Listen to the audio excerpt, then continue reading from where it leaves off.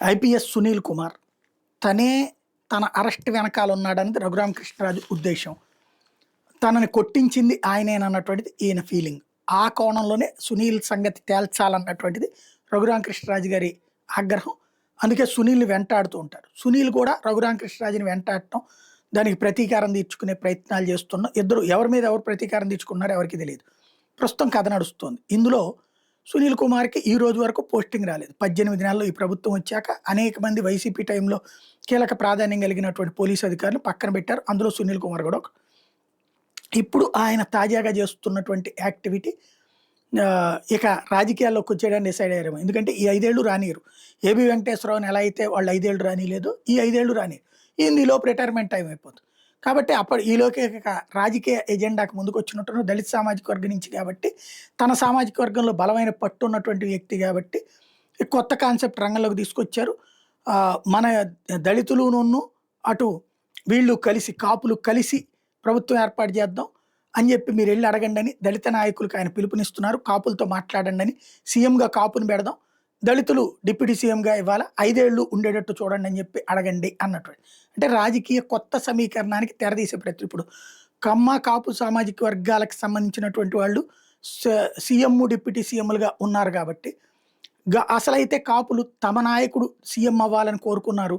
వాస్తవంగా deputy CM అయితే చంద్రబాబు టైంలో 2014-19 మధ్యలో చంద్రరాజప్ప ఉన్నాడు. 19-24 మధ్యలో అంబటి రాంబాబు కావచ్చు, తర్వాతన ఏదైతే మన ఏలూరు జిల్లాకు సంబంధించినటువంటి ఆయన కావచ్చు ఉన్నారు. కాబట్టి కాపులకి లేకపోవడం ఏమీ లేదు డిప్యూటీ సీఎంగా. ఇప్పుడు పవన్ కళ్యాణ్.